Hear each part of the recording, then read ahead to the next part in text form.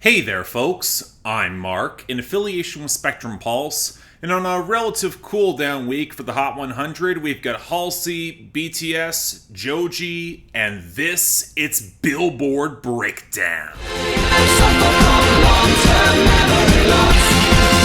I don't remember. Well, okay, normally I would say this is a week where things have some vestige of normalcy. Yeah, a couple noteworthy songs, we'll get to them. But I thought we were out of the woods when it came to album bombs for a little while now. But turns out it's just another case of the calm before the storm, as Drake dropped his surprise House project, and that's probably going to have a major impact on the Hot 100, even beyond my critical backlash. Believe me, not exactly happy about it either, but it's probably gonna rule this summer. But before we get to all of that next week, our top 10, where As It Was by Harry Styles still holds its thin lead on the number 1, basically because it didn't let its radio gap margin get any bigger, and it still maintains the streaming and sales lead. And that's gotta be exasperating for Jack Harlow with First Class at number 2, which sits atop the radio, still building that lead, just not enough of one. Then we've got Wait For You by Future featuring Drake and Thames at number 3, which took the top spot on streaming and it's been making the radio run, but it lags too far to seriously threaten the top spots ever again. Again, I'd probably think that About Damn Time by Lizzo might have more of a shot rising up to number 4 as it finally gets a bit of streaming momentum to match the strong radio, but it still has quite the margin to overtake. It did get over Running Up That Hill by Kate Bush, which slipped slightly down to number 5, but considering it's now actually getting some radio to reinforce its streaming,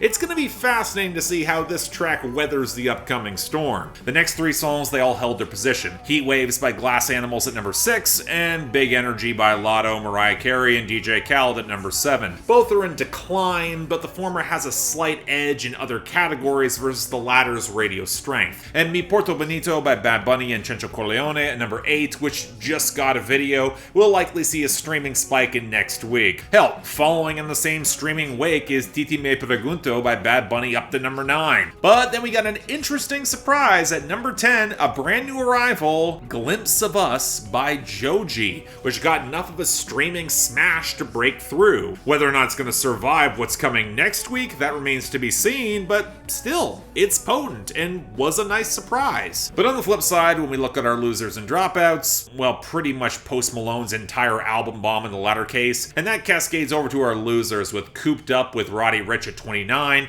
and Wrapped Around Your Finger at 100. The rest of our losses are mostly following off of last week, from Kendrick Lamar and 95 at 72, and Die Hard with Blast and Amanda Reefer at 80, from Harry Styles, Matilda at 86, and Daylight at 88, from Calvin Harris, Dua Lipa, and Young Thug, Potion at 98, and from Kanye West and XXXTentacion, True Love. Outside of that, well, Puffin' on Zooties by Future slipped down to 47, but it's getting pushed as a single, so it's likely going to rebound. And Distraction by Polo G slid off the debut to 79. But okay, what's going to fill in the gaps, at least for this week? Well, we got a decent number of returns and gains. In the former category, Love Me More by Sam Smith is back at 93, Desesperados by Raul Alejandro and Chencho Corleone at 94, and Tomorrow Me by Luke Combs at 97. But that's reflective of a country rebound overall. Last Night Lonely by John Parties at 75, She Had Me at Heads Carolina by Cole Swindell at 64, She Likes It by Russell Dickerson and Jay Scott at 63, Ghost Story by Carrie Underwood at 61, and Like I Love Country Music by Kane Brown at 49. The other gains? Well, Te Felicito by Shakira and Raul Alejandro caught a boost off the debut to 67, and Sunroof by Nicky Yor and Daisy is continuing to rise at 52. I would put money on this being a decent-sized hit given how much radio's on board, but the winner here actually seems to be Doja Cat, with Vegas jumping off the debut to 56, and Get Into It, yeah, all the way up to 33. Hey, it might become a late album sleeper after all. I would be on board for that. But that's not to discount a reasonably stacked list of new arrivals, unfortunately starting with number 99, New Truck by Dylan Scott. That's all that's wrong with this one. If you're looking, you're in luck.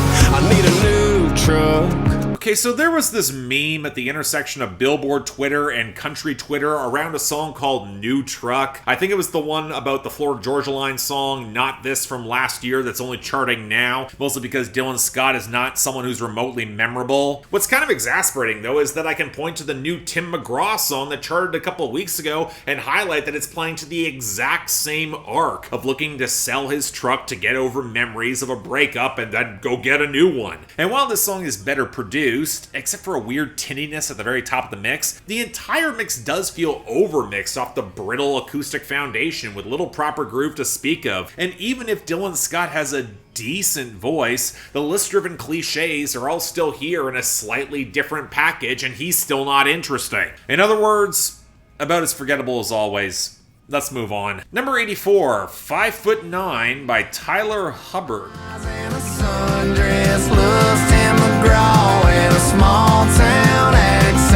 But speaking of Florida Georgia Line, it looks like the lead singer of this duo is striking off on a solo run. This is not surprising. The band's been rumored to be breaking up for the past couple of years now, but this is his first proper shot at it, and oh boy, I should not like this as much as I do. I've never been that bothered by Hubbard's vocals, even with more reverb than they should have here, but honestly, I should be complaining about the list-driven bro country that really is at the roots of all the country things he likes and everything that God makes women. I mean, I've seen this formula hammered into the ground for years now, but call it a case of better than expected production and a really good hook. Yeah, it starts off kind of clunky with the spare acoustics and the drum beats, but when the patter picks up to support the pedal steel, the touches of fiddle, there's this really gentle bounce to it off the backing pianos that has some real melodic charm. I'm not gonna call it great or anything. It's absolutely benefiting from some low expectations here, and maybe it might just be me who likes it, but I honestly think it's a really good song.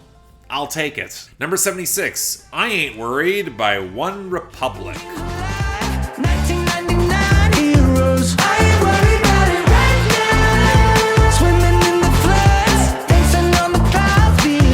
I can't be the only one who's kind of surprised that OneRepublic is still charting hits in 2022. I know they put out an album last year that wasn't exactly well received, but apparently there was enough to get behind this new single to get it to chart, likely thanks to being tied to that Top Gun movie. And wow, this would have sounded dated in 2017, where between the whistle, the gang vocals around the falsetto, the spare bass, and the touches of horns, it just sounds like Ryan Tedder trying to rip off Feel It Still years late. And look, I actually still like Feel It Still, even to this day, but again, I can recognize a ripoff when I hear it, from the general feelings of clinging to nostalgia in the face of lingering dread, to the fact that this has built the soundtrack a lot of commercials. And this, I'm sorry, it just feels vacant. And while you can make the AJR comparison with some of the vocal harmonies, this just feels formless and crappy in a non-interesting way.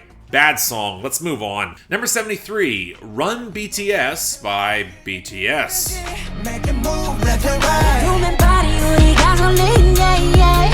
It's good, are you ready? Yeah, yeah, okay, let's go. So BTS charted 2 songs on the Hot 100 this week off an anthology project that prefaced news that the band was going on hiatus, of which their label then had to do damage control because when the majority of boy bands go on hiatus, it's often code word for breaking up. Now for me, it's kind of a toss-up. Regardless of any opinion I might have on BTS, I don't think their labels are equipped to lose that much money by them breaking up. But hey, we got 2 charting songs, with this one calling back to their older, mid-2010 style. And you can really tell, leaning a lot more heavily on the choppy rap flows, bouncing off the spare trap percussion and the revving guitars behind them. It's definitely a lot less pop in all the whiplash transitions, although I'll give them credit for being actually a little bit better mixed than those older songs were. Still not exactly my thing. This is an era of Korean hip-hop I don't think has aged especially well, and the lyrics are still a little bit undercooked from what I could translate in the running wild flex, but there is enough swagger to this that I generally didn't mind. In a comparison with the majority of their recent antiseptic pop hits,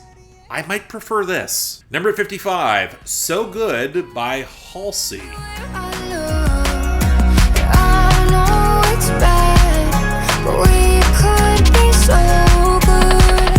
Look, I'm not particularly interested in the conversation about labels pushing artists to make TikTok videos as promo. Take it from me, making TikTok videos is not a skill set every online creator has, because a lot of labels have been dog shit, have been supporting artists to help them promote in this ecosystem, and that's before we get to the TikTok subgenre of artists complaining about making TikTok videos as promotion by stealth, which is not as good of marketing as some conspiracy-minded folks tend to think that it will be. I mean, take this Halsey song. I heard more about the controversy they were having with TikTok and their label refusing to release it rather than about the song itself, and that's kind of a shame, because this is actually pretty good. It's clearly trying to thread the needle of their previous pop projects and the alt-rock of their album last year, and while the vocal lead is overcompressed and way too close to the front of the mix, and they never let the guitars explode properly, there's actually a pretty good bounce in the groove, and the chiming keys add a little bit more tune to a song that kind of reminds me a bit of Who Knew by Pink in more ways than one, especially in the breakup narrative reflected over years and what could have actually been. And Halsey,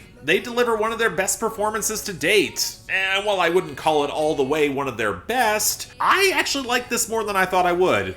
Good stuff. Shame it kinda got overshadowed by the controversy. Gonna say it. Number 26, Cash In, Cash Out by Pharrell featuring 21 Savage and Tyler, the Creator. Cash out, cash out, cash out, cash out, cash out, cash out, cash out, cash out, cash in, cash out, cash in, cash out, cash in, cash out, cash in, cash out, cash out, cash out, cash out, cash out. Okay, this is the sort of collab that the first time I heard about it just felt a little bit too obvious. Of course Tyler's gonna find any reason possible to work with Pharrell, and 21 Savage has proven versatile enough to fit on any production, so it could be interesting, especially if it leads to Pharrell apparently dropping another proper album soon, and you know what, this is okay, but it should be better. Defaulting to a lot of brand name flexing feels a little bit stock for everyone involved, and some of the lines kind of get rough as a result. 21 is the line, Kim Jong-un in my pants, it's a missile. Tyler compares one of his yellow diamonds to piss, and even if they both get a couple good lines off, and the delivery's really good, I feel like both of these men could do more, even if I couldn't help but smile whenever 21 highlights how he gave back to his community, or how Tyler bends his verse in odd ways as he plays up the whole pretentious artist in his flexes, and that's always really charming from him. It's unique. But speaking of which, this beat from Pharrell is not exactly impressive either. Very bassy, stripped of melody on a very repetitive hook that sounds blocky and overblown, and when we do get a melody, it's this hollow, creaking squonk that gets really annoying fast. Again, I'm not going to complain about the song, but there should be a little bit more to it. That's all. Number 24, Rockin' a Hard Place by Bailey Zimmerman. Is this where it mends or it breaks? Between a rock and a hard place. I can't be the only one a little bit surprised by how quickly Bailey Zimmerman seems to be getting traction. This song caught fire on both sales and streaming, and while radio slowed to get on board as usual, there seems to be a real push behind this guy, as this is charting even higher than his first hit. Maybe something about how he's cribbing openly from Morgan Wallen's formula, especially in the vocals, and that's got some broader appeal when his production's a little bit more organic, especially in the percussion and leaning more on pedal steel and fiddle. And I actually like the content this time around too. It's still very sour as it catches a relationship on the midst of collapse, where he would prefer to ride out the fight and make it work, but the sheer amount of effort and tears is kind of making it hard to justify. And that feels more real and lived in, gives the song a little bit more weight than I was expecting. So again, hard to escape the very obvious influence, but I also think it might be better than the majority of Morgan Wallen songs I've heard in recent memory, so yeah, you know what, I can support this too. Good stuff. Number 13, Yet to Come by BTS.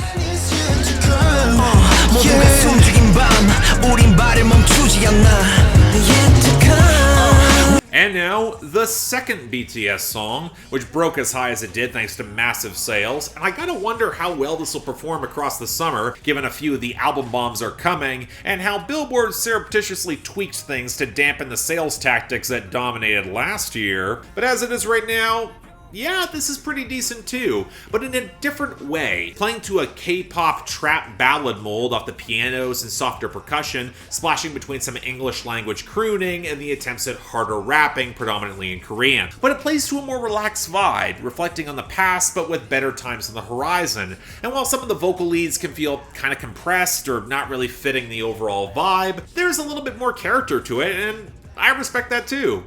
So yeah, it's a good song. I'll take it. And finally, number 10, Glimpse of Us by Joji. I'm only here passing time in her arms, hoping to find a glimpse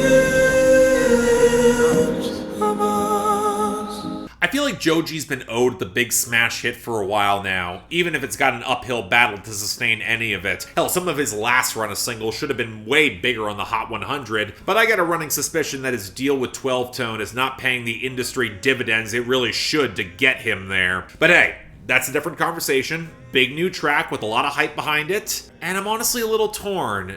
Don't get me wrong, as a piano ballad, it's actually quite good. Very muted and well balanced, the vocal layering feels smooth without neglecting the character of Joji's expressive range, and the content's pretty nice too, where Joji sings about being in a new and happy relationship but still having a lot of eyes for his ex, where he's passing time in her arms, hoping that he can find a glimpse of that old spark, made all the more complicated by his ex also moving on and seeming quite happy about it too. I kind of appreciated the muted melodrama. There's a good sense of emotional resonance here, but I also feel like there's a grander spark with Joji's best work that this doesn't really have, where I'd almost say he's playing more for the mainstream. Hell, I've seen some people argue that if you give this to any other pop singer-songwriter type like Ed Sheeran, it would be getting a lot less critical acclaim, and that's just true, but also doesn't give Joji his credit for selling this really effectively. And yeah, I really want to see him succeed, but let's be real, I would have dug it a lot more if this came from Slow Dancing in the Dark, or Run, or Sanctuary,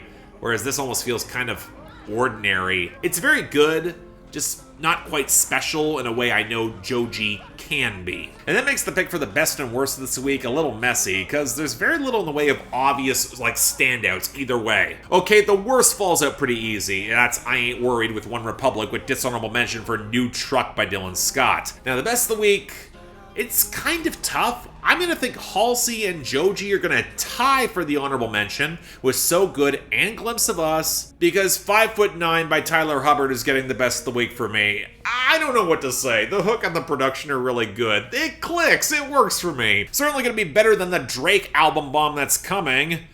But that's next week. Stay tuned for that. Until then, I'm Mark. You're watching Billboard Breakdown, affiliated with Spectrum Pulse. And I'll see you next time.